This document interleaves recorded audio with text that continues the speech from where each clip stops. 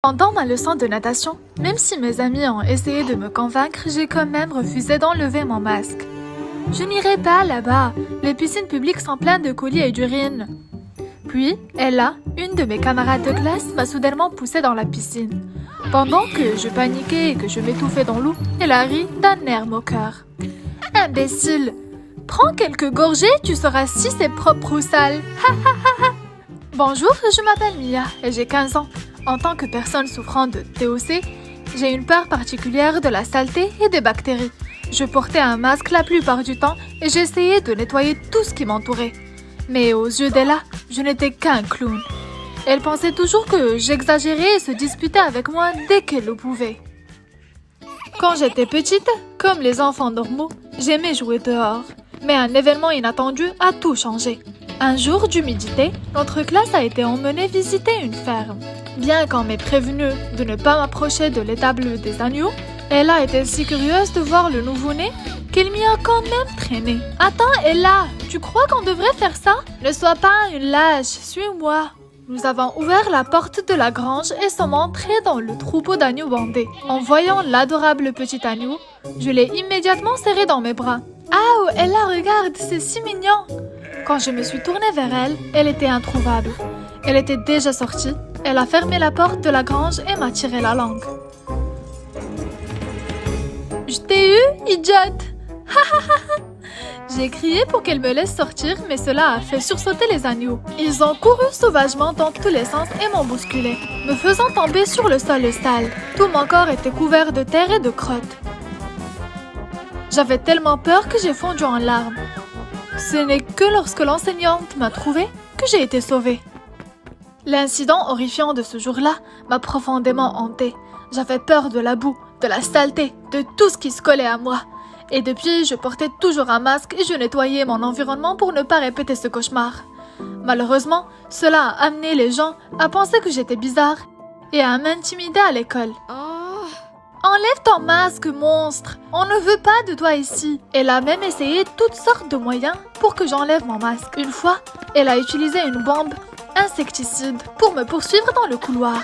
Une autre fois, elle a utilisé un pistolet à eau pour me tirer dans le visage. J'avais tellement peur de ces brimades que j'ai toujours choisi de l'éviter en tant que possible. Une fois, parce que je ne voulais pas affronter Ella, j'ai pris un autre chemin pour rentrer chez moi. À l'improviste, j'ai rencontré une grande flaque d'eau qui me bloquait le passage. Alors que j'hésitais sur la façon de la franchir, un type en moto est soudain passé en trombe et l'eau sale m'est tombée directement dessus. Mon corps entier était gelé.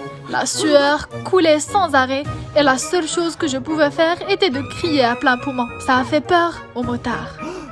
Je suis désolée. Est-ce que ça va? Non! Bon, d'accord. Il y a des toilettes publiques pas loin. Je vais vous y emmener. Il m'a emmené aux toilettes, a timidement enlevé sa veste et me l'a donnée. Désolée, mais avez-vous une autre veste? Elle n'a pas l'air très propre. Soit vous prenez ça, soit vous gardez vos vêtements mouillés. Je soupirai et pris la veste de sa main. Comme mon masque était mouillé et sale, j'ai dû le jeter. Quand j'ai ouvert la porte et que je suis sortie, le motard a écarquillé les yeux et rougi. Tu es jolie. J'ai détourné le visage gêné. C'était la première fois que je recevais des compliments d'un garçon. Pour se faire pardonner, il m'a même proposé de me ramener chez moi. Après que nous soyons arrivés chez moi, il a souri. Je m'appelle Noah. J'espère que nous nous reverrons. Après ça, il est parti. Fidèle à ses paroles, nous nous sommes rencontrés à nouveau. Le lendemain matin, j'étais assise à la cafétéria de mon école quand Noah est apparu avec un hot-dog à la main.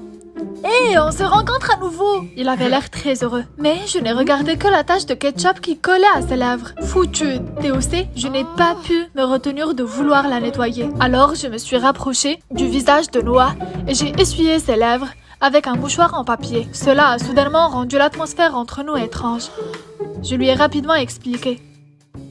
Désolée, je ne sais pas d'être bizarre. C'est juste que je ne supporte pas les taches. Tu étais aussi comme ça la dernière fois. Tu as un problème avec la saleté? J'ai décidé de lui parler de mon trouble. Il a réfléchi pendant un long moment puis a dit. Il semble que tu sois psychologiquement traumatisé après cet incident d'intimidation. Ne t'inquiète pas, je pense pouvoir t'aider. J'ai été extrêmement surprise par sa proposition. mais il avait l'air très sérieux. À partir de ce jour, Noah a fait tout ce qu'il pouvait pour m'aider à surmonter ma peur. Tout d'abord, il y a eu le retrait du masque. « Tu devrais l'enlever, tu es tellement plus belle sans lui !» Chaque jour qui passait, il m'apportait un nouveau défi. Une fois, il m'a invité à un cours d'art, mon pire cauchemar. Je m'en vais, je déteste les cours d'art, c'est toujours sale et bordélique. Allez, c'est amusant! Soudain, Noah a projeté une éclaboussure de peinture sur ma joue.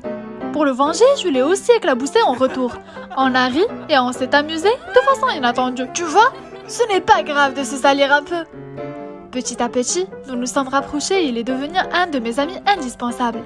Mais à chaque fois que j'étais heureuse, une tragédie arrivait.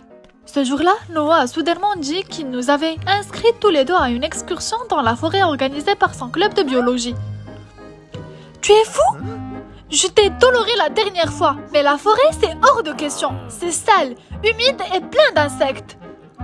Je sais, mais ce sera une merveilleuse occasion pour toi de surmonter enfin ta peur. Arrête! Ne fais pas comme si tu comprenais tout de moi. Tu ne sais rien parce que j'avais tellement peur de cette idée. Mon instinct d'autodéfense s'est déclenché et j'ai aboyé sur Noah. Après ce jour, je l'ai évité infiniment. J'ai aussi demandé à Monsieur Walter, le professeur de biologie, de me retirer de cette sortie scolaire, mais malheureusement, il a refusé. C'est mauvais. Cela m'a rendue encore plus rancunière envers Noah. Le jour du voyage, bien que lui et moi fassions partie du même groupe, nous ne nous sommes jamais adressé la parole. J'ai laissé Noah porter la liste des spécimens, la boîte d'échantillons et de multiples choses pendant que je faisais de mon mieux pour ne pas me salir. Mia, tu peux me donner un coup de main? Non, je ne devrais même pas être ici pour te donner un coup de main. Très bien, c'est ma faute. Je suis désolée de t'avoir entraîné là-dedans. Je vais tout faire moi-même. Noah est parti froidement et je suis partie en colère dans la direction opposée. Alors que j'essayais de trouver un endroit propre pour me reposer jusqu'à la fin du voyage, je suis soudainement tombée sur Ella près du ruisseau. Oh Mia, tu es là aussi? J'ai été surprise de voir que tu t'étais inscrite pour ce voyage. Laisse-moi tranquille, Ella. Et si je dis non? En un clin d'œil, elle m'a jeté une poignée de boue. Mia, fais attention! À ce moment-là, Noah est apparu et a attrapé tout le lancer pour moi. Le visage couvert de boue, il a reculé en titubant et est tombé dans le ruisseau. Les boîtes de spécimens qu'il avait trouvées flottaient donc. Mia, aide-moi! Le pauvre, cette fille lâche ne t'aidera pas. Elle ne peut même pas toucher les humains, encore moins les insectes. Son discours m'a fait bouillir le sang. J'ai réalisé que ce n'était pas la saleté, mais que c'est elle qui était la cause de tout. Elle était mon trouble.